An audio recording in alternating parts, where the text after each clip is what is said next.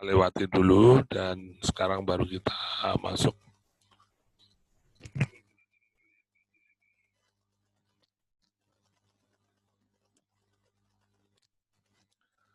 Ya,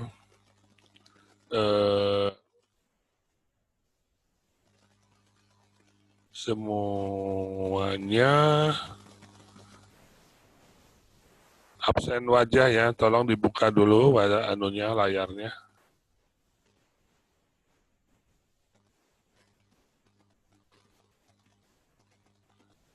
Ya, oke ya.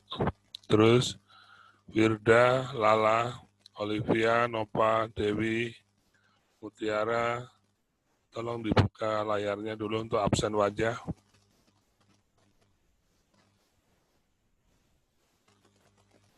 Oke, ya. Nova, Lela, Mutiara, Dewi. Oke. Lala, Nisa, Mutiara. Oke.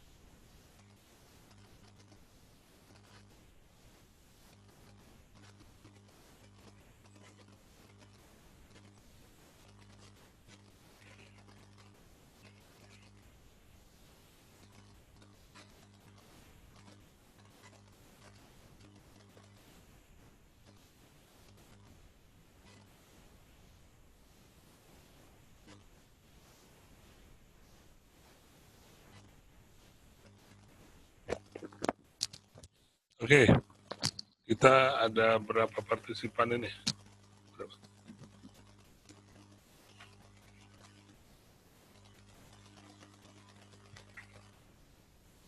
21 partisipan, oke? Ya. Jadi Sipen pagi ini siapa angkat tangan?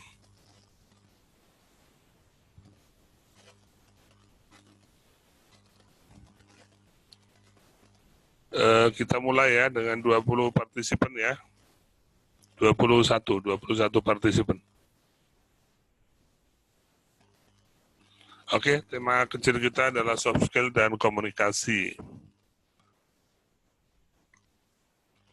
Soft skill dan komunikasi. Kenapa ini menjadi tema pertama kali yang akan kita bahas? Karena komunikasi itu adalah bagian dari kemampuan soft skill. Jadi salah satu atribut orang atau pribadi atau bidan, salah satu pertanda soft skill-nya baik adalah komunikasinya baik, gitu ya. Oke.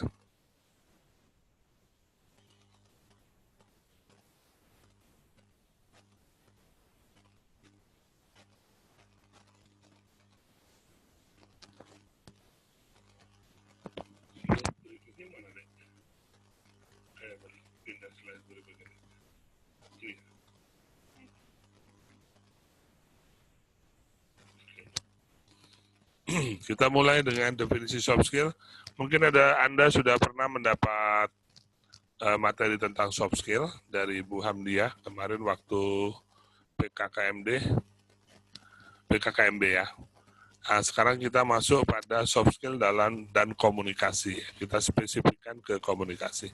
Karena soft skill itu masuk di semua lini kehidupan. Masuk dalam manajemen, masuk dalam hubungan antar manusia, masuk dalam komunikasi, ya. Semua itu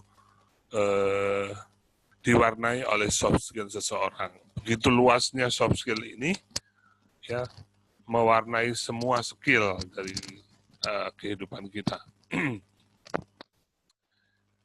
Soft skill istilah yang digunakan untuk menunjukkan kualitas individu, ya.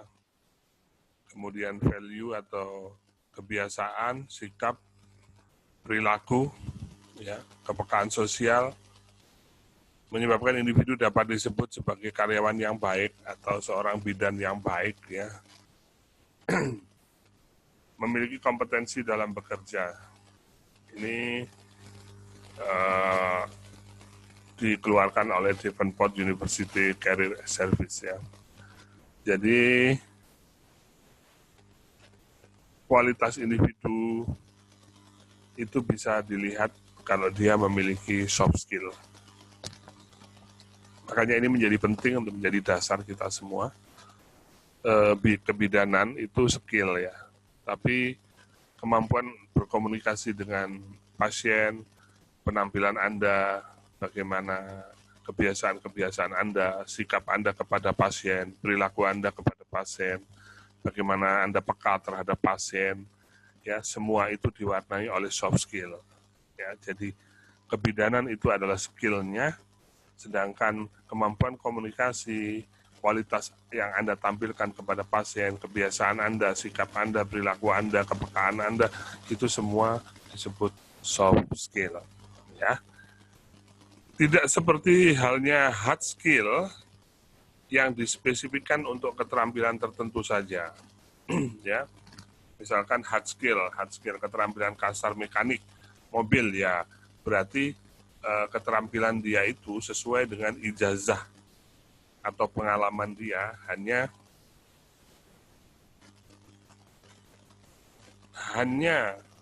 menjamin kemampuan dia dalam hal teknik mesin. Ya. Misalkan seorang pemain bola, ya, pemain bola profesional, atlet bola misalkan, ya, dia hanya menjamin keterampilan dia dalam kemampuan bermain bola. Kemudian hard skill-nya misalkan keterampilannya, hard skill-nya itu seorang sopir gitu. Maka dia hanya menjamin keterampilan dia itu hanya menjalankan mobil. Apakah dia bisa berkomunikasi dengan baik? Apakah dia peka kepada pelanggan yang dia bawa di dalam mobilnya? Apakah dia berperilaku yang santun, ya? Apakah sikap dia sombong dengan keterampilannya itu, termasuk kebiasaan dia dalam membawa mobil? Apakah suka mengebut atau suka mencari jalan tikus, ya? Semua kualitas pribadi dia itu mendampingi kemampuan dia dalam menyopir mobil. Menyopir mobilnya itu kemampuan hard skill, sedangkan pelayanan dia kepada penumpang, kebiasaan-kebiasaan dia dalam membawa mobil, sikap dia kepada penumpang, perilaku kasar atau perilaku halus, sopan, santun yang dia tampilkan, peka atau tidak dia kepada penumpang, keinginan penumpang, maksud penumpang, ya, semuanya itu masuk wilayah soft skill. Kemampuan menyopirnya disebut kemampuan hard skill. Gitu ya. Paham ya? Oke.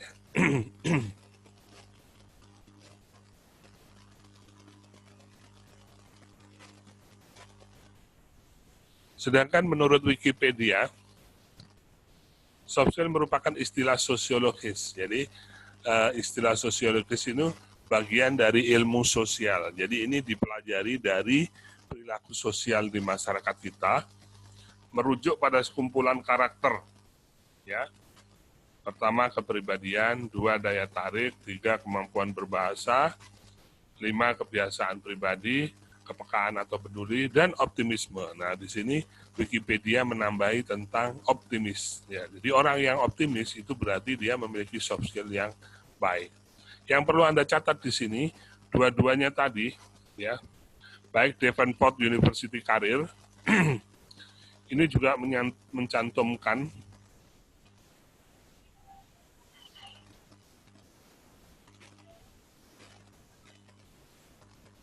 ya, ini yang menarik di sini, mengapa soft skill ini masuk di komunikasi ini menjadi tema pertama adalah, coba Anda lihat di sini, bahwa Wikipedia memaparkan merupakan istilah sosiologis, ya. Kan kemarin kita sudah sepakat dalam pengantar ilmu komunikasi, bahwa komunikasi adalah dasar dari terjadinya hubungan sosial antar manusia. Jadi kalau tidak ada komunikasi, dianggap tidak ada hubungan sosial, tidak ada hubungan antar manusia, ya kan? Begitu maksudnya. Nah, yang menarik di sini juga, Wikipedia mencantumkan kemampuan berbahasa itu adalah merupakan karakter, ciri, penanda, ya, bahwa seseorang itu memiliki soft skill. Yang baik itu apabila dia mampu berbahasa dengan baik. Nah, itulah sebabnya maka soft skill dalam komunikasi ini menjadi penting kita bahas dalam materi komunikasi kali ini, ya. Paham ya? Nah, kemarin kita juga bicara dalam komunikasi yang efektif, dalam tema komunikasi efektif, bahwa komunikasi kita akan berhasil dengan baik manakala kemampuan kita dalam menyamakan dengan komunikator. Ya, jadi orang itu akan sangat nyaman berkomunikasi dengan kita apabila tampilan kita itu menyamai dari lawan bicara kita. Misalkan lawan bicara kita orangnya santun, ya kita harus menampilkan kepribadian yang santun. Jika kita tidak masuk atau menyamai kepribadian orang lawan bicara kita, maka di situ nanti ada stres dalam komunikasi, ada ketegangan dalam komunikasi. Jadi bisa dibagi, hard skill adalah kompetensi teknis dan akademis sesuai dengan latar belakang keilmuan yang dipelajari oleh seseorang, ya dalam hal ini adalah kebidanan, maka kebidanan itu adalah kompetensi teknis Anda dan kompetensi akademis. Jadi kalau Anda disebut sebagai seorang bidan, maka secara akademis tentang ilmu-ilmu bidan dan berkaitan dengan bidan yang diajarkan di D3 kebidanan itu sudah Anda kuasai. Yang kedua adalah kompetensi teknis seorang bidan, ya. Nanti Anda akan dibekali beberapa keterampilan, ya. Ada keterampilan memeriksa kehamilan, ada keterampilan menolong persalinan, ada keterampilan mengeluarkan plasenta, ada sampai pada keterampilan KB, ya, dan askep komunitas, ya. Itu semua menjadi kompetensi yang masuk dalam wilayah hard skill saudari.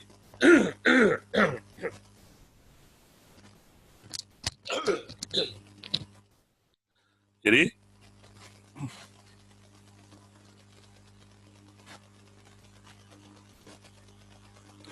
nah, di luar dari kompetensi teknis itu, yang dalam hal ini adalah bidan, baik secara akademis maupun teknis Anda kuasai, dalam diri Anda itu harus juga memiliki keterampilan di luar itu, yang disebut dengan keterampilan soft skill. Yang keterampilan soft skill ini mengutamakan pada kemampuan intrapersonal dan interpersonal. Kemampuan intrapersonal itu seperti apa? Ya, tadi yang sudah kita bahas. Ya. Kemampuan interpersonal seperti apa? Ya, sudah kita bahas tadi. Ini yang di atas tadi. Bahwa kualitas individu, baik kemampuan intrapersonalnya adalah perilaku, sikap, ya kan? Nah, kalau kemampuan interpersonal itu adalah kemampuan komunikasi, kemampuan berhubungan dengan orang lain. Nah, itu kemampuan interpersonal. Kemampuan intrapersonalnya adalah terkait dengan sikap, ya, perilaku, karakter. Itu adalah kemampuan-kemampuan yang sifatnya intra dan interpersonal, dan itu menentukan kualitas hidup Anda sehari-hari. Ya. Nah, itu dibutuhkan untuk melengkapi keterampilan teknis atau keterampilan hard skill, yaitu bidang yang Anda miliki. Oke, jadi kita sepakati ya, hard skill adalah kompetensi teknis dan akademis, sesuai dengan latar belakang keilmuan yang dipelajari. Anggap aja sesuai dengan ijazah atau sertifikat yang dimiliki seseorang. Sedangkan soft skill diartikan sebagai kemampuan ya di luar itu, di luar teknis dan akademik, di luar jaminan ijazah itu, lebih memprioritaskan kepada kemampuan diri di dalam mengelola diri, ya, termasuk percaya diri, ya, dan interpersonal adalah kemampuan berhubungan dengan orang lain, termasuk kemampuan berkomunikasi. Oke.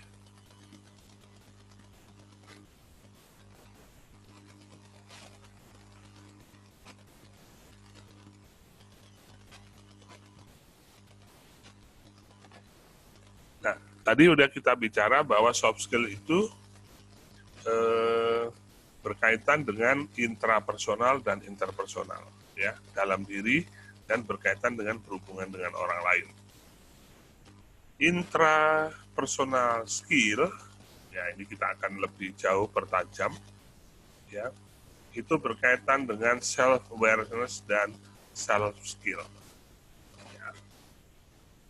Ini tadi sudah saya bicarakan bahwa kemampuan dalam diri atau intrapersonal itu dibagi dua lagi di sini, ya, kemampuan intrapersonal, kemampuan mengelola dalam diri seseorang itu dibagi dua lagi. Yang pertama adalah self awareness dan yang kedua adalah self skill. Ya, yang masuk dalam self awareness ini self confident, percaya diri. Self assessment, kemampuan untuk mengidentifikasi diri. Jadi cepat sekali dia mengidentifikasi dirinya. Oh, saat ini saya sedang marah.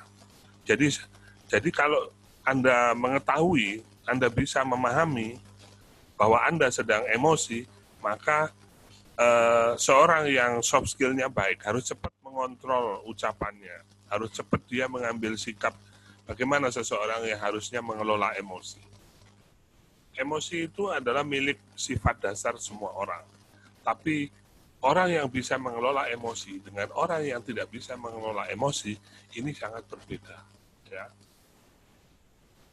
Sangat berbeda. Nah, kalau dia sebelum dia bisa mengelola emosi, maka dia harus bisa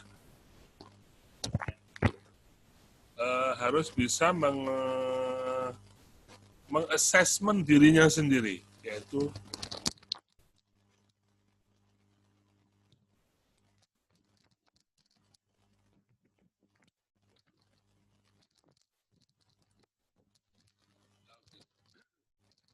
nah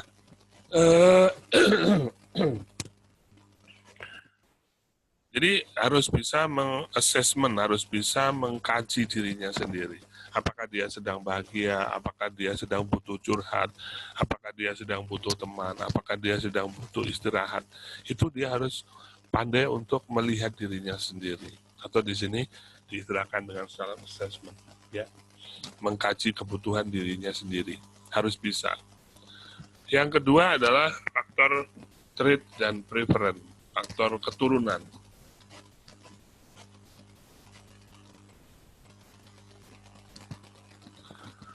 Keturunan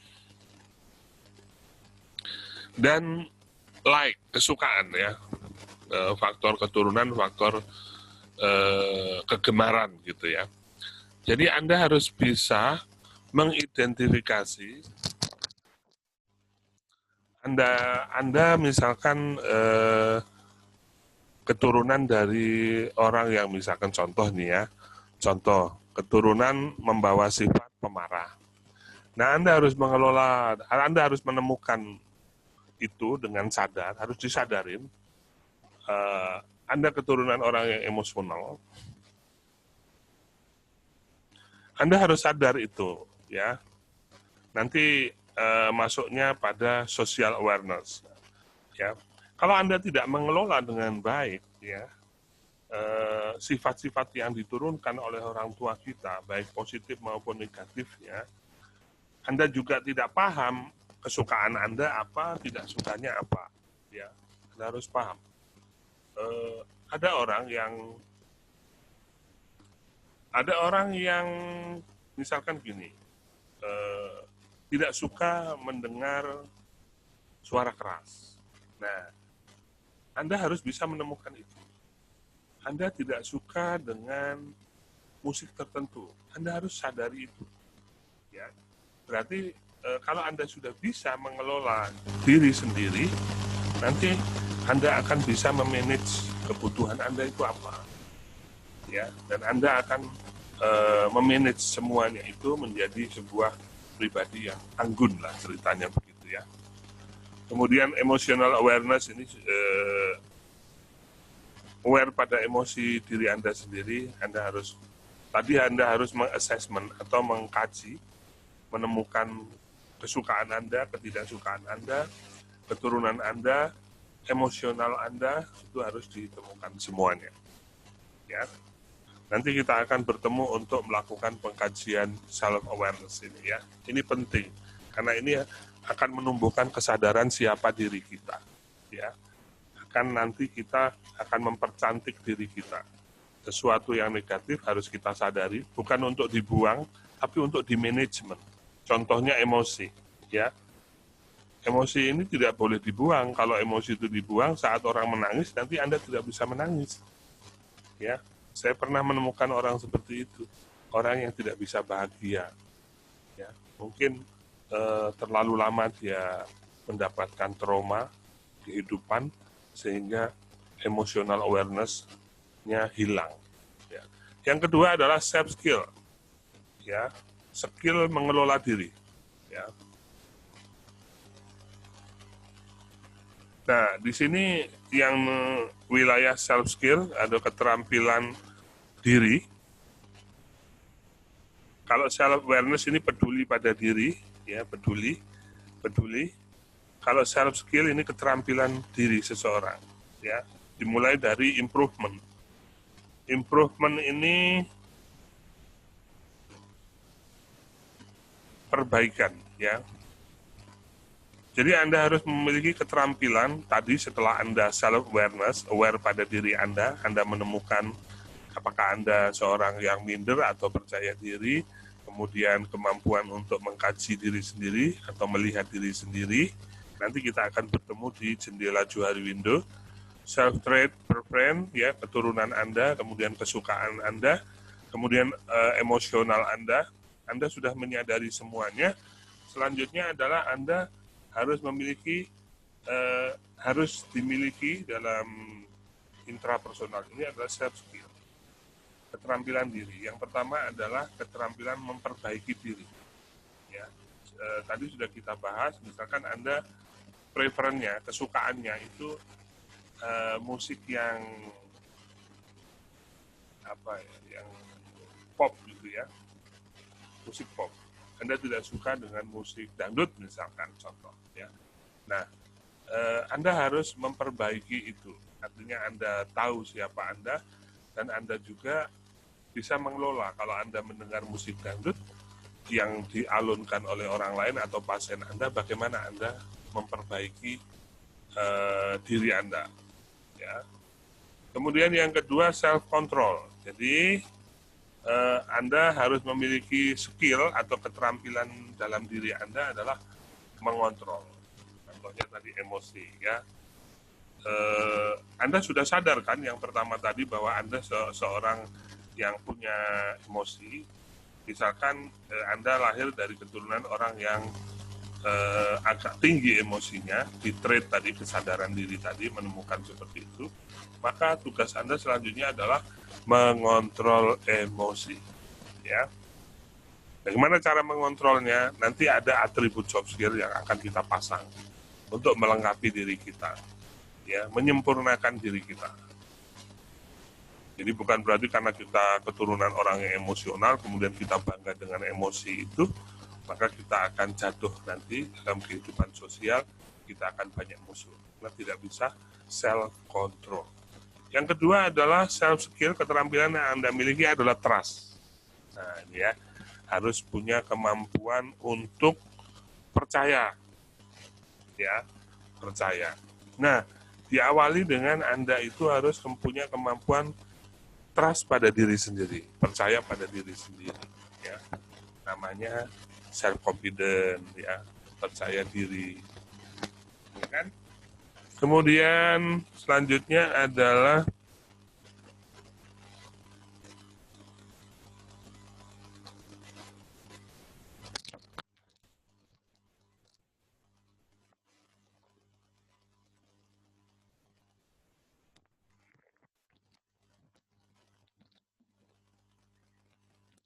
ya, selanjutnya adalah worthiness, ya, berharga. Jadi Anda harus merasa bahwa diri Anda itu berharga, ya, berharga, punya peran yang berharga. Berikutnya adalah time management. Time management ini adalah punya kemampuan untuk mengatur waktu. Jadi kalau misalkan kita tadi ini kuliah jam 8 kurang seperempat itu sudah siap. Jangan sampai saya tadi jam 8 sudah siap, kemudian saya sudah mau mulai, tapi Anda masih kedodoran. Ya. Bahkan di akhir-akhir sesi baru mulai masuk perkuliahan, ini ada yang baru masuk, ya, itu namanya tidak memiliki kemampuan time management. Ya. Yang kedua adalah proactivity. Ya. Proactivity artinya proaktif. Jadi Anda tuh punya keterampilan proaktif. Jadi kalau ada temannya butuh sesuatu atau sedang mengerjakan sesuatu, Anda itu dengan suka hati langsung berdiri dan membantu. Ya, kayak gini ada si Pen tadi lagi menyiapkan temennya untuk persiapan belajar komunikasi. Meskipun Anda bukan si Pen komunikasi, tapi Anda proaktif membantu sebisanya, membantu menyebar password kah, membantu meng-call teman kah, dan lain sebagainya. Itu adalah, itu penting, ya, keterampilan yang penting. Dan itu diawali dengan tadi di pengertian soft skill itu adalah kesadaran. Jika Anda tidak memiliki kesadaran, maka tidak bisa proaktif. Ya, oke. Berikutnya, keterampilan diri yang juga Anda harus miliki adalah kesadaran. Ya, jadi kesadaran, Anda harus sadar bahwa masa depan Anda itu tergantung diri Anda sendiri, bukan tergantung orang tua. Anda harus sadar bahwa menjadi bidan yang baik itu adalah kebutuhan Anda sendiri. Kalau tidak, nanti Anda tidak berhasil dalam menekuni profesi bidan. Anda harus sadar bahwa keterampilan soft skill ini dalam mengelola diri Anda sendiri itu sangat penting. Karena banyak bidan yang tidak punya pasien, banyak bidan yang tidak disukai orang, banyak bidan yang perilakunya mengganggu orang. Itu kenapa? Karena dia tidak sadar. Tidak sadar bahwa kita ini adalah makhluk sosial. Kehidupan kita sangat erat kaitannya dengan orang lain, ya. Tidak sadar bahwa Anda harus sukses secepat mungkin karena waktu di dunia ini pendek. Tidak sadar bahwa simbol-simbol dunia tentang keberhasilan itu juga penting sebagai bagian dari percaya diri Anda. Tidak sadar, tidak sadar, tidak sadar. Nah, itu bahaya, ya. Bahaya. Maka ini penting, keterampilan intrapersonal, kemampuan dalam mengelola diri sendiri ini kemampuan self-awareness dan kemampuan self-skill. Ya. Oke, ini sangat penting sekali materi ini, maka nanti akan kita ulang untuk menyinggung masalah ini ya.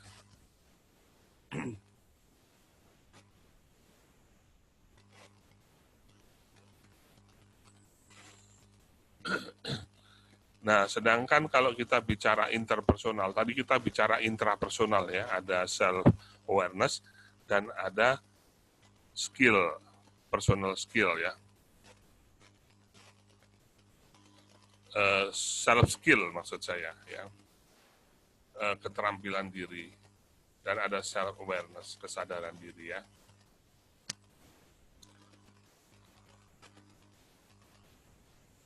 Oke, sedangkan interpersonal skill ya mencakup social awareness ya, aware pada sosial ya.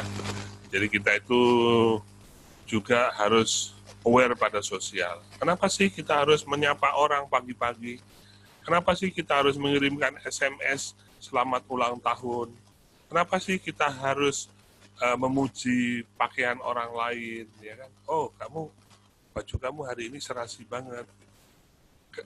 Kemampuan kita mengidentifikasi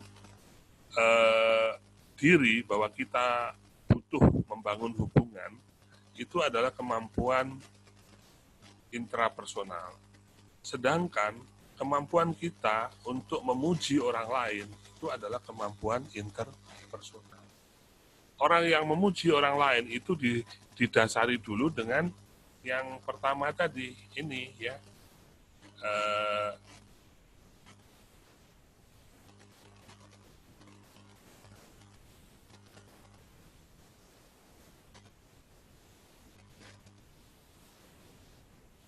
Kesadaran ya, conscience.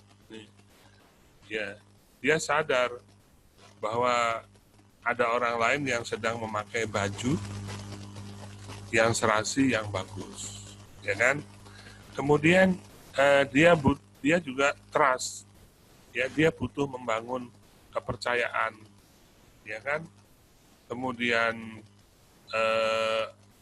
proaktif, ya dia butuh untuk proaktif mengatakan sesuatu dan berani mengatakan sesuatu.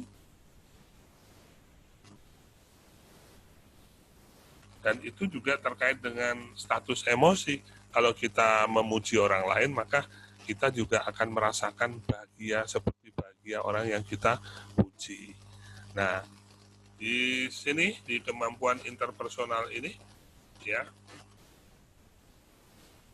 ada political awareness, ada developing others, ada leveraging diversity, service orientasi, empati dan social skill ya.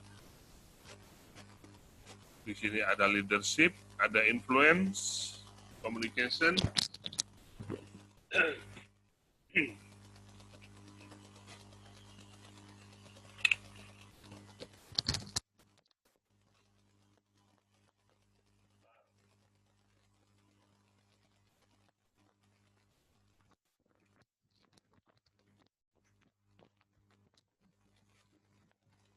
manajemen konflik, kooperasi, kerjasama, kemudian teamwork dan sinergi.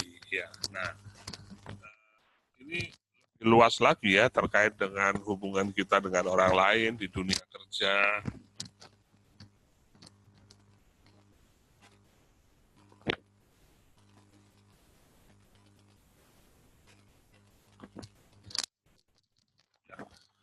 Jadi setelah kita tadi menguasai kemampuan self-awareness, aware pada diri sendiri, ya, sadar pada diri sendiri, kemudian skill self, ya, kemampuan skill diri sendiri.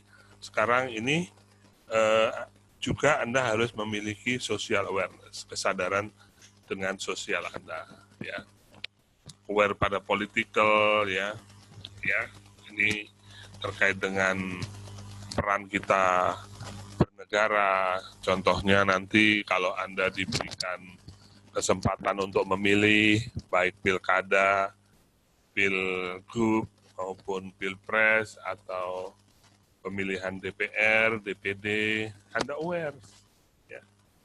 Anda aware, Anda ikut serta dalam peran politik itu,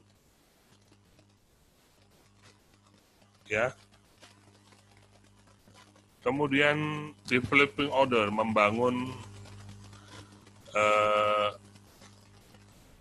Anda turut serta dalam membangun orang lain. Misalkan teman Anda ingin kuliah dan mendapat prestasi juara 1 atau juara 2. Nah, Anda peduli. Anda juga membantu dia mencapai keinginannya untuk bisa mencapai prestasi dalam dunia akademik. Ya kan? Teman Anda ingin dapat pekerjaan, Anda turut serta memberikan informasi-informasi tentang pekerjaan, ya kan? Nah, pernah nggak Anda, misalkan ada temannya lagi butuh lowongan kerja, kemudian Anda men-share lowongan kerja ke temannya? Nah, itu disebut dengan developing order, turut membangun orang lain. Nah, contoh lagi, Anda muslimah, ya kan, beragama Islam. Kemudian Anda punya teman beragama lain, dia sedang merayakan sesuatu, gitu ya.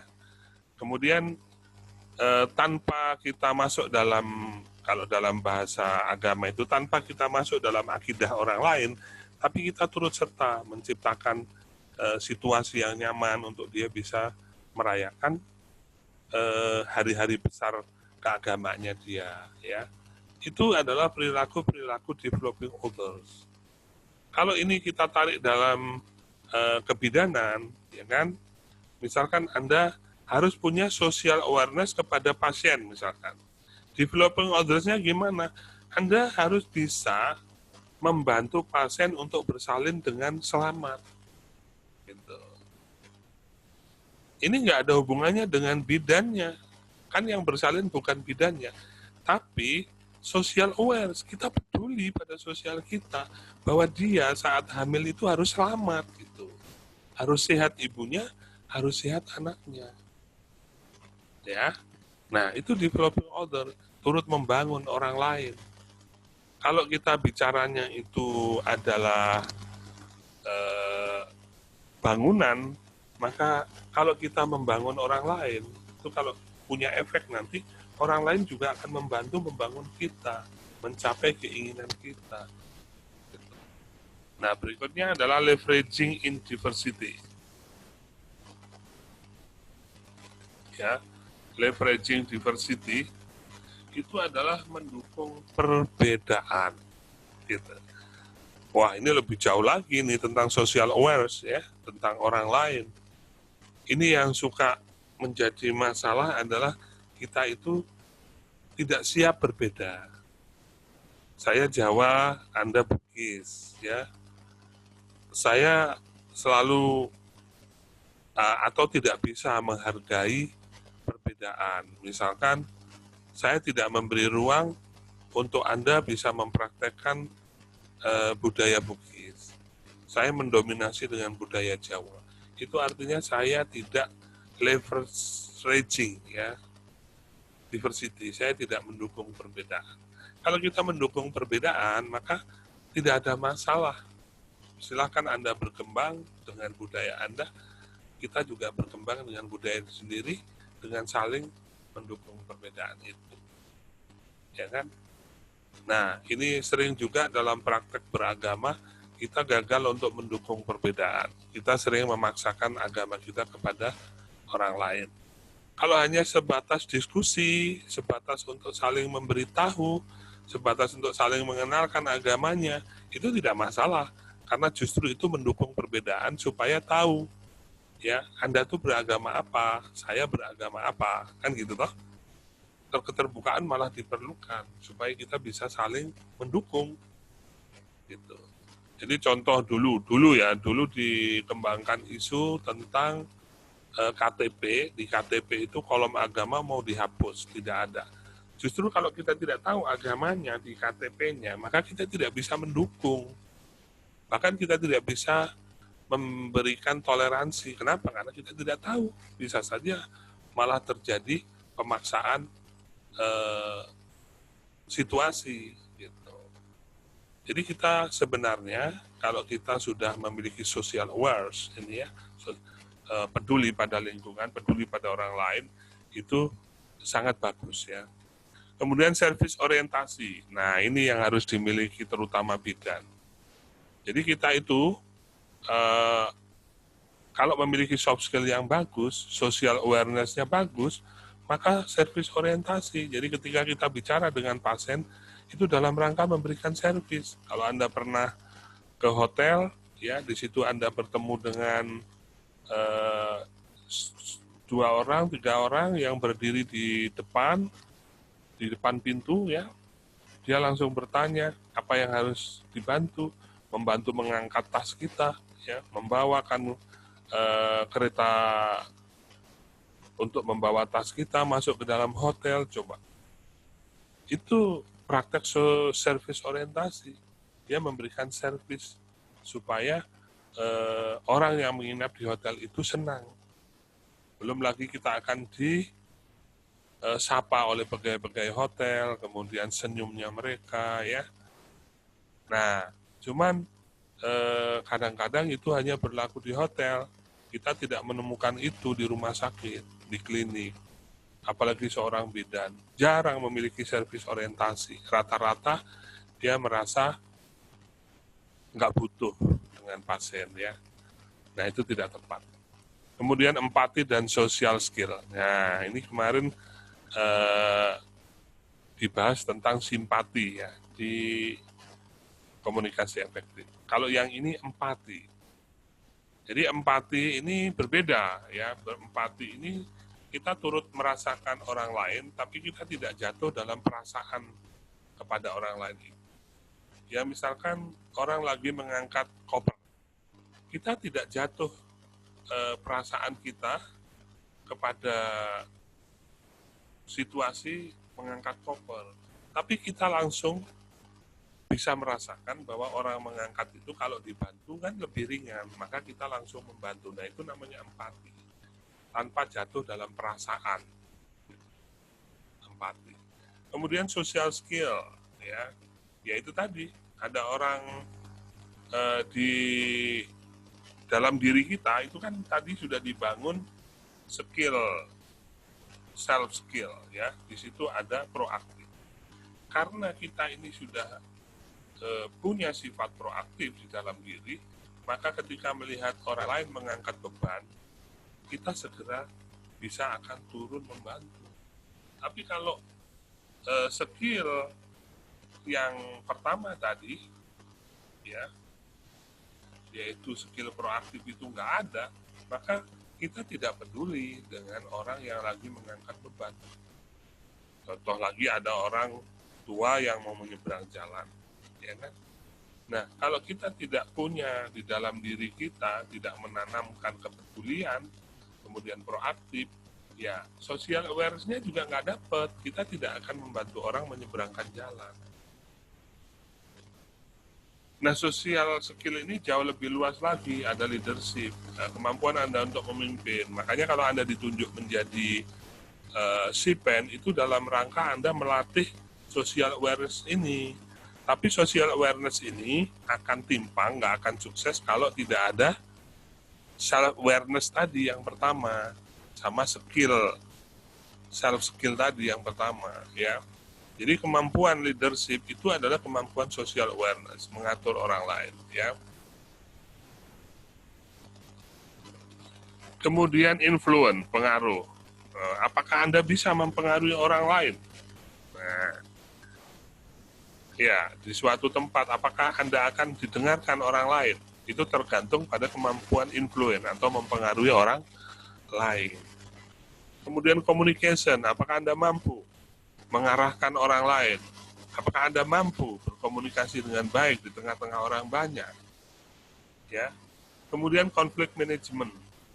Ya, kalau ada teman atau di kelas Anda suka ada masalah, apakah Anda bisa memanajemen konflik itu dan bahkan menjadikan konflik itu sebagai batu loncatan untuk mencapai kelas yang lebih baik. Apakah kemudian dengan konflik kelas itu kemudian Anda akan rame-rame meninggalkan kelas dan tidak peduli dengan kelas? Ya kan? Nah, itu disebut dengan social awareness. Kemudian kerjasama. Apakah Anda bisa bekerja sama dengan orang lain? Apa Anda bisa menerima tugas yang diberikan kepada Anda? Kadang ujiannya ini kita diberi tugas tidak sesuai dengan kompetensi kita, gitu ya. Misalkan kita orangnya tadi itu ya nggak suka nyanyi, tiba-tiba diberi tugas di kelas itu suruh menyanyi. Apakah Anda bisa menerima tugas itu? Apa Anda bisa berkooperasi bekerja sama dengan orang lain? Ya, kemudian teamwork. Apakah Anda bisa membangun sebuah tim? Nah, kalau dalam hal ini adalah tim kelas mahasiswa baru ini. Apakah teamwork-nya sudah ada? Apakah sudah saling mendukung, saling membantu, saling peduli, saling bersinergi? Nah, kalau itu belum, berarti Anda belum bisa menjadi pribadi yang membangun tim. Ya, belajar dulu menjadi anggota tim. Ini teamwork ini biasanya tugasnya itu kepada pemimpin yang sekarang. Siapa ketua kelasnya? Nah, dia harus punya kemampuan teamwork. Begitu juga Anda sebagai anggota kelas, Anda harus menyatu dalam tim. Harus menyatu, ya. Bersinergi, bekerja sama atau cooperation. Nah, kalau Anda memiliki kemampuan ini, maka ya sudah, Anda memiliki soft skill yang bagus. Oke?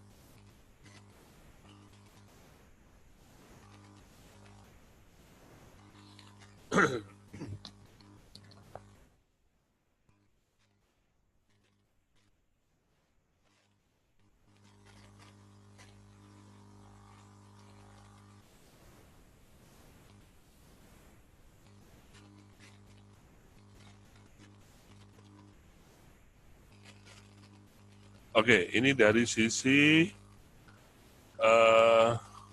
soft skill adalah kemampuan intrapersonal dan interpersonal. Intrapersonal dibagi dua tadi, self-awareness dan self-skill, sedangkan interpersonal adalah kemampuan social awareness, ya, dan sudah saya jelaskan.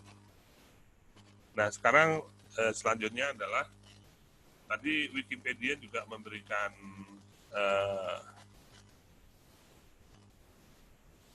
pengertian ya. Nah, sekarang Wikipedia juga memberikan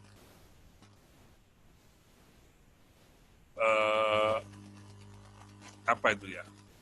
Karakter apa saja, kumpulan karakter apa saja yang masuk dalam soft skill itu. Di situ soft skill itu mencakup kepribadian, daya tarik sosial, kemampuan berbahasa. Makanya ada soft skill dan komunikasi, kebiasaan pribadi, kepekaan atau kepedulian, dan optimisme. Ya. Yang menarik ini ada tambahan optimis ya. Nah, tugasnya soft skill adalah melengkapi hard skill. Jadi ini tidak bisa dipisahkan atau diadu. Pak, bagus mana soft skill-nya yang bagus dengan hard skill yang bagus?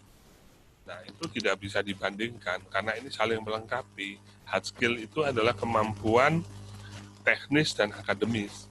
Jadi kalau Anda perilakunya baik, kemampuan membangun tim baik di social awareness, kemudian di self awareness-nya tadi Anda punya kepedulian, Anda punya sikap yang baik, tapi Anda tidak memiliki kecakapan dalam hard skill, tidak punya ijazah, tidak punya keterampilan teknis dan akademis, ya susah juga, ya kan?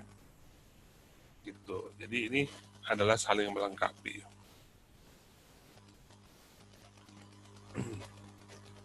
Ya. Ini masih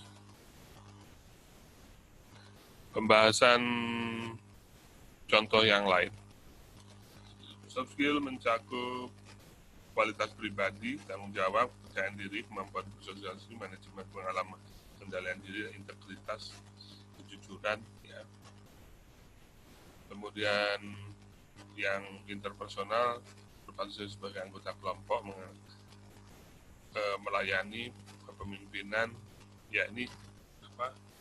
mirip dengan yang tadi, cuma ini bahasa Indonesia ya. Oke. Nah, ini soft skill pada dasarnya merupakan keterampilan personal. Keterampilan khusus bersifat non-teknis sudah tadi di depan. Sedangkan hasil bersifat teknis biasanya ada dalam biodata, dia lulusan apa, ijazahnya apa, ya sudah kita bahas tadi. Soft skill bisa juga dikatakan sebagai keterampilan interpersonal seperti kemampuan berkomunikasi, ya sudah kita bahas tadi. Jika seseorang punya karakter atau sifat seperti itu, maka pastilah dia tersebut mempunyai daya saing yang tinggi. Nah, ya. Jadi begini, kenapa orang Indonesia itu tidak memiliki daya saing, ya? Karena rata-rata kita masih memisahkan antara hard skill dan soft skill. Jadi dia punya ijazah bidan, tapi tidak memiliki kemampuan untuk self awareness dan social awareness. Ya, makanya dia tidak memiliki daya saing.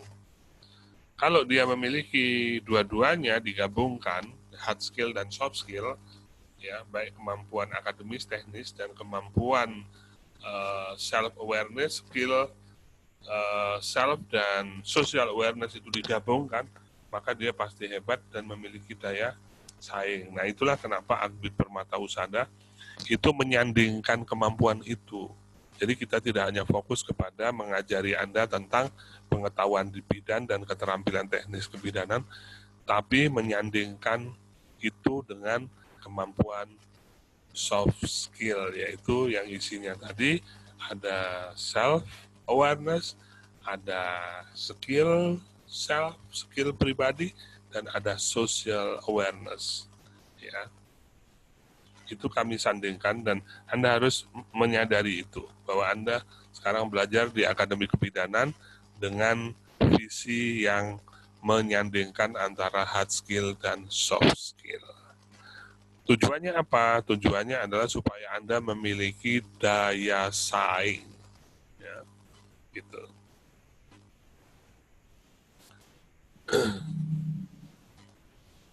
Nah, keterampilan soft skill ya itu adalah satu, keterampilan berkomunikasi. Ya, makanya dalam komunikasi ini saya tambahkan tentang soft skill dan komunikasi supaya Anda paham bahwa seseorang itu harus memiliki kemampuan komunikasi, dan kemampuan komunikasi itu adalah bagian dari soft skill. Oke. Berikutnya adalah inovasi dan kreativitas. Nih, ini adalah modal bagi mereka yang mau membuka usaha. Itu kalau mau bagus, kalau mau menang, bisa bersaing adalah inovasi dan kreativitas. Coba Anda lihat produk minuman-minuman yang ada dan sering Anda beli itu. Siapa yang berani berinovasi dan siapa yang kreativitasnya tinggi, maka dia yang memimpin, ya kan? Kemudian berpikir analisis, ya. Nah, ini kalau kita melihat struktur pembelajaran, maka berpikir analitis ini menempati posisi di tujuan pembelajaran yang sesungguhnya, ya untuk Anda bisa berpikir analitis, ya kan? Mama air bilap mo, air bilay dong. Tolong itu dikontrol mic siapa? Ya, oke. Kita lanjutkan. Jadi keterampilan soft skill itu berikutnya adalah berpikir analitis. Ini sangat penting Anda sadari karena ini nanti yang akan dipakai standar bidan itu di berpikir analitis. Makanya nanti ujiannya itu, ujian kompetensi bidan itu berupa kasus yang harus dianalisa. Kalau Anda sudah menguasai soft skill ini dengan baik, kemampuan berpikir analisis, nanti didukung dengan brainstem, ya di brainstem itu nanti akan khusus di Akbid Permata itu nanti brainstemnya adalah mengantarkan Anda untuk bisa mengikuti tahapan-tahapan kecerdasan otak dalam analisis. Nah, nanti untuk mencapai target kemampuan berpikir analitis. Kalau itu bisa Anda capai, maka ujian kompetensi itu menjadi mudah, ya, karena hanya menganalisis kasus. Dan jawabannya sudah ada di situ, di antara jawaban A, B, C, D, E, itu sudah ada jawabannya. Anda tinggal menemukan berdasarkan kasus. Enak kan? Sebenarnya enak ujian kompetensi, tapi ditakuti oleh bidan. Kenapa? Karena dia tidak siap, otaknya tidak siap ya untuk memiliki kemampuan berpikir analitis. Ya, tidak siap, makanya takut dan tidak lulus ya. Dan itu harus kita hindari. Mulai sekarang Anda harus sadar bahwa Anda butuh ya untuk sukses dalam ujian kompetensi bidan. Makanya segala persiapan tentang menghadapi ujian kompetensi bidan harus Anda siapkan. Itu dimulai dari kesadaran dulu. Makanya tugas saya adalah memberi kesadaran. Berikutnya adalah fleksibilitas, ya keterampilan soft skill berikutnya itu fleksibel. Ya, sama teman itu bisa lah saling meminjamin barang ya. Ya. Kalau tidak bisa ya Anda tidak memiliki soft skill yang baik, maka kemudian terjadi konflik sosial ya karena tidak fleksibel. Tidak bisa mengalah ya. Kemudian kesiapan untuk berubah ya. Anda sekarang kuliah sarjana ya. Anda tidak boleh membawa atribut SMA untuk masuk di perguruan tinggi ya. Atributnya sudah ganti menjadi atribut mahasiswa. Salah satu ciri mahasiswa itu adalah akademisi, harus berilmu ya. Maka harus sering baca. Nah, Anda tidak boleh membawa atribut kemampuan membaca SMA. Kemampuan membaca SMA itu kan di bawah 250 kata per menit. Anda sekarang sudah harus mencapai level 350 kata per menit sampai dengan 500 kata per menit kemampuan membacanya. Anda harus melahap buku 2 hari selesai satu buku yang tebal. Kalau bukunya tipis, ya berapa jam selesai. Nah, itu Anda harus siap berubah. Anda harus mau berubah. Kalau Anda tidak siap berubah, berarti soft skill Anda nggak bagus, nggak sampai. Ya, memiliki sikap dan nilai-nilai yang benar. Kalau tidak benar, ini benar atau tidak benar, Anda harus self-awareness dulu. Anda harus menilai diri Anda dulu. Anda harus punya kemampuan untuk memetakan diri Anda dulu. Ya. Nah, kalau ada yang kurang baik, maka diperbaiki dalam skill self. Ya. Anda harus mampu untuk merubah diri. Kemudian keterampilan interpersonal ya, yang dibutuhkan tadi untuk keterampilan interpersonal, masih ingat? Nih ya, nih yang dibutuhkan. Interpersonal skill, mencakup social awareness. Political awareness, Anda harus sadar tentang kehidupan berbangsa itu ada dan Anda harus terlibat di sana. Political awareness, kemudian harus mensupport orang lain juga untuk maju dan berkembang, leveraging diversity, service orientasi, empati, social skill. Yang social skill sendiri itu bagiannya ada kemampuan leadership, ya, influence, communication, conflict management, cooperation, teamwork, dan sinergi. Ya, tuh, kayak gitu tuh. Oke, keterampilan personal. Oke, nah berikutnya adalah keterampilan negosiasi itu. Jadi kalau Anda membawa proposal sebagai seorang mahasiswa nih ya, mau bikin kegiatan, memajukan proposal. Kalau dulu waktu SMA, Anda serahkan pada satpam, titip proposal. Kalau sekarang, Anda harus bertemu dengan pimpinannya langsung. Kalau dihadang oleh satpam, Anda harus bisa bernegosiasi. Bagaimana Anda bisa masuk dan bertemu dengan pimpinan perusahaan. Setelah bertemu dengan pimpinan perusahaan, Anda bisa negosiasi. Ya, gitu. Kemudian berikutnya adalah keterampilan persuasif. Nah ini, kadang-kadang tidak semua orang kalau kita ajak itu langsung mau. Bagaimana supaya mau? Kita harus punya kemampuan pendekatan persuasif. Bagaimana mendekati orang dengan cara yang baik, ya kan? Tidak memaksa, tapi dia mau. Itu namanya persuasif. Ya, sering kemampuan ini dimiliki oleh mereka para marketer. Nah, Anda juga harus punya kemampuan marketing. Bagaimana Anda memarketingin atau memasarkan jasa kebidanan Anda, ya kan? Nah, keterampilan mengatur waktu, ya. Ini bagi siapa yang suka terlambat, ya kan? Kecuali disengaja karena ada satu keperluan dan sudah diatur sebelumnya. Tapi kalau belum, ya diatur, waktunya diatur. Kemudian problem solving. Nah, ini memecahkan masalah. Ini nanti menjadi target kemampuan berpikir analisis, itu salah satunya adalah mampu memecahkan masalah.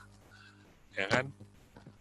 Nanti akan dilatih dari brainstorm tentang problem solving. Ada game-gamenya nanti. Kemudian adaptasi. Nah, bagi siapa dari Anda yang sulit beradaptasi dengan hal yang baru atau tempat yang baru, ini tidak boleh dilanjutkan. Kenapa? Karena nanti kehidupan Anda ke depan itu tidak bisa dibaca dengan jelas. Anda akan kemana, bagaimana, jadi apa, ya. Jadi tugas Anda adalah mampu beradaptasi dengan cepat. Ya. Kemampuan memimpin dan membangun tim, ini sudah kita bicarakan tadi di social awareness, ya. Makanya pengembangan soft skill di perguruan tinggi ini memang harus dilakukan secara integratif dan menyeluruh. Integratif itu masuk dalam pembelajaran, menyeluruh itu dari kehidupan kampus secara keseluruhan, itu ada pembelajaran, ada pengabdian masyarakat, dan ada riset. Semuanya harus masuk tentang nilai-nilai soft skill yang sudah kita bicarakan tadi, ya. Pengembangan soft skill tidak hanya sekedar memberikan pelatihan atau kursus soft skill, misalkan kursus kepribadian atau teknik komunikasi saja. Ya, sebuah perguruan tinggi idealnya mengembangkan soft skill kepada mahasiswa itu secara keseluruhan. Nah, masalah klasik yang sering terdengar itu masalah yang umum, yang biasa adalah keluhan bahwa lulusan perguruan tinggi ternyata tidak memenuhi kualifikasi yang diharapkan oleh dunia kerja. Ya, skill apa tadi kita istilahkan sebagai hard skill-nya belum mumpuni, soft skill-nya buruk, ya kan? Tidak mampu beradaptasi, tidak mampu berkomunikasi, ya, tidak mampu membangun tim, tidak mampu bekerja sama, tidak bisa bersinergi. Kalau dalam social awareness-nya, dalam self awareness-nya dia belum tahu siapa dirinya, apa sifatnya, apa kepribadiannya juga dia tidak tahu. Kemudian tidak memiliki skill terhadap dirinya sendiri, bagaimana memanage emosi, ya, diberikan tugas agak berat sedikit di kuliah saja sudah mengeluh, tidak mau mengerjakan. Nah, itu nanti ujung-ujungnya tidak siap di dunia kerja. Ya. Nah, keluhannya biasanya lulusan setelah di wisuda itu kurang tangguh, ya, tidak bisa beradaptasi, ya, diberikan tugas berat, tidak sanggup mengerjakan, tidak jujur, cepat bosan, tidak bisa bekerja teamwork, minim kemampuan komunikasi, nggak bisa ngomong di depan publik, ya, tidak bisa literasi atau menulis laporan, ya. Nah, itu keluhan-keluhan yang klasik dan itu harus bisa kita buang selama kita kuliah. Jadi nanti pas sudah lulus, kemampuan-kemampuan seperti itu nggak boleh ada, ya. Nah, ini untuk sementara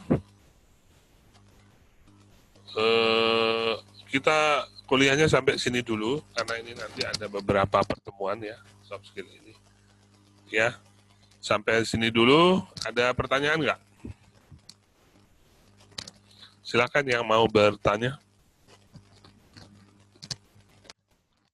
Jadi nanti kita lanjutkan di Survei National Association of College and Employee, NACE, ya. Nanti kita lanjutkan lagi karena pertemuan soft skill ini harus dihayati betul-betul dan beberapa kali pertemuan di Silantus itu 2 kali pertemuan, ya. Jadi ini pertemuan pertama sampai sini dulu, membahas tentang secara pengertian dulu soft skill dan soft skill itu apa, bedanya dengan hard skill apa, kemudian pembagian soft skill tadi ada self awareness, kemudian ada self skill, kemudian ada social awareness, ya. Dan itu ada bagian-bagian lagi kemampuan di sana. Kemudian memberikan penegasan tentang pentingnya soft skill itu dan beberapa pemahaman umum tentang soft skill di perguruan tinggi dan kebutuhan soft skill ini kepada semua lulusan di perguruan tinggi yang pembelajaran soft skill ini harus masuk di semua, terintegratif ya dengan pembelajaran yang ada di perguruan tinggi dan menyeluruh meliputi praktek pengajaran, pengabdian masyarakat sampai dengan riset. Nilai-nilai soft skill itu harus terus dibawa supaya nanti lulusan kita tidak mengalami ketidaksiapan dalam dunia kerja. Termasuk Anda sebagai bidan yang akan lulus nanti, jangan sampai nggak siap dalam dunia kerja gara-gara belum memadukan antara hard skill dan soft skill. Ya. Nah, dalam hal komunikasi, soft skill ini malah menempatkan kemampuan komunikasi itu sebagai kemampuan yang utama ya dalam sosial soft skill. Oke, sampai di situ. Silakan, ada yang bertanya?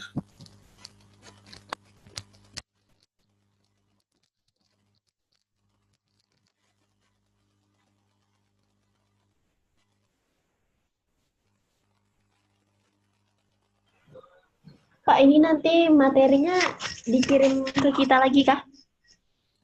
Ya, bisa dikirim. Dikirimnya di YouTube atau dikirim videonya aja? Maksudnya PowerPoint-nya. Nanti saya kirim pakai Grab aja ya. Oh, oke, Pak. Kok oke, mana ada materi dikirim pakai Grab? Ada aja kamu nih. Nanti saya kirim ke si Pen.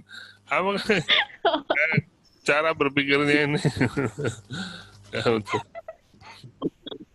Oke, nanti dibungkus dulu ya. Biar nggak tegang Pak teman-temannya. Dia bilang oke. Saya bungkus dulu ya nanti, baru dikirim pakai Grab. Oke, coba ada pertanyaan nggak? Kalau nggak ada saya tutup dulu ya. Nggak ada Pak, sampai sini belum ada sih. Belum ada, ya itu karena soft skill Anda belum bagus. Lihat di situ tuh yang saya tampilkan di situ, berpikir analitis. Jadi Anda tuh harus terbiasa berpikir analitis ya. Nah, dari berpikir analitis itu nanti muncul pertanyaan. Jadi cara mengukur kemampuan Anda dalam berpikir itu kalau ada kuliah dan belum bertanya, itu berarti belum analitis ya. Meskipun Anda sudah dapat materi soft skill dulu, tapi belum muncul kemampuan berpikir analitis. Nah, kemampuan ini harus diakhiri ya. Harus punya kemampuan analitis, karena analitis ini yang sangat membedakan antara lulusan perguruan tinggi dengan lulusan SMA. Ya, di sini kemampuan berpikir analitis. Oke, nanti kita latih di Brainstem. Terima kasih, selamat pagi atas partisipasinya. Semoga sehat semua. Salam sejahtera. Assalamualaikum warahmatullahi wabarakatuh.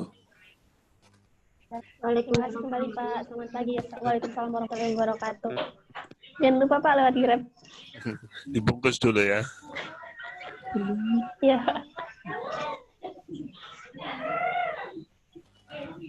Stop share ya.